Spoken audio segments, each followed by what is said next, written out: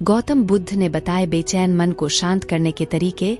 इन 6 चरणों को समझ गए तो आपके बस में होगा आपका मन।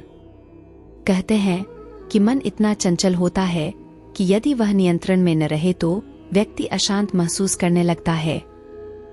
ये अशांति मन में एक पल में आने वाले सैकड़ों सवालों के कारण होती है, और यह अशांति तब तक बनी रहती है जब तक कि व्यक्ति को मन में चल रहे सवालों का जवाब नहीं मिल जाता। ऐसे में तो यही लगता है कि मन को शांत रखना बेहद जरूरी है। लेकिन सवाल यह उठता है कि आखिर हम मन को शांत कैसे कर सकते हैं। गौतम बुद्ध के मुताबिक मन को शांत करने के लिए उसे समझना जरूरी है। आज के इस गौतम बुद्ध की कहानी में हम जानेंगे वे सभी तरीके जिनसे मन को समझना आसान होगा और हम उस पर कंट्रोल करने का प्रयास कर सकेंगे। तो आइए सुनते हैं मन को जानने से जुड़ी गौतम बुद्ध की ये कहानी।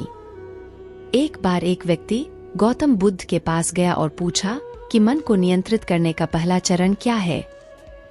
बुद्ध कहते हैं, अपने मन को समझने का पहला चरण है इसके द्वारा दिए गए लालच की व्यर्थता को देखना समझना।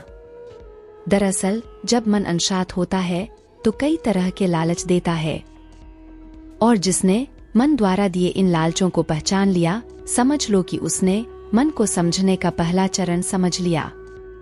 फिर व्यक्ति बुद्ध से पूछता है, लेकिन हमें यह कैसे पता चलेगा कि हमारा मन हमें लालच दे रहा है और वह लालच व्यर्थ है। इसका जवाब देते हुए बुद्ध कहते हैं, अनुभव से। मनुष्य मन के लालच से जिस कार्य को अतिपूर्वक करता है उसमें उसे हानि ही होती है, और हानि के बाद ही उसे अनुभव होता है। जैसे जिसने वास्तव में यह जान लिया कि नशा करना केवल दुख है, वह नशा मुक्त होना शुरू कर देगा। वहीं जिसने जान लिया कि ईर्ष्या से खुद का नाश होता है, वह ईर्ष्या से मुक्त हो जाएगा। मन को समझने का यही पहला चरण है। व्यक्ति बुद्ध से पूछता है, यदि व्यक्ति पहले चरण से यह जान जाता है कि वह मन द्वारा दिए लालचों के कारण दुखी है, तो फिर दूसरा चरण क्या है। बुद्ध कहते हैं, खोज पर निकलना। दूसरे चरण के लिए ऐसे व्यक्ति की खोज पर निकलना होगा जो पहले ही अपने मन को जानकर इससे मुक्त हो चुका है। दरअसल एक ऐसा ही व्यक्ति तुम्हारा मार्गदर्शन कर पाएगा। व्यक्ति कहता है कि लेकिन ऐसे व्यक्ति की पहचान कैसे होगी। बुद्ध कहते हैं, यही तीसरा चरण है। सुनना ही अपने मन को समझने का तीसरा चरण है। व्यक्ति कहता है, क्या इसे देखकर पता नहीं किया जा सकता। बुद्ध कहते हैं, देखने में कोई व्यक्ति बहुत शांत और अच्छा लग सकता है, लेकिन उसके मन के भीतर क्या है यह उसके शब्दों से ही पता चल सकता है। लेकिन किसी की बातों पर तब तक विश्वास नहीं करना चाहिए जब तक कि वह तुम्हारे विवेक की कसौटी पर खरा न उतरे। गौतम बुद्ध कहते हैं कि कर्म ही मन को समझने का चौथा चरण है। खुद को जानने के लिए सही दिशा में कर्म करना जरूरी है, लेकिन कर्म करते हुए व्यक्ति हर बार 2 गलतियां करता है। पहली गलती यह है कि शुरुआत ही नहीं करना, और दूसरी गलती यह है कि पूरा रास्ता तय न करना। इन दोनों ही गलतियों के पीछे हमारा मन होता है। व्यक्ति अपने कर्म को पूरा इसलिए नहीं कर पाता क्योंकि वह सोचता है कि मैं कल से शुरुआत करूंगा, तो कोई यह सोचता है कि मैं असफल हो जाऊंगा।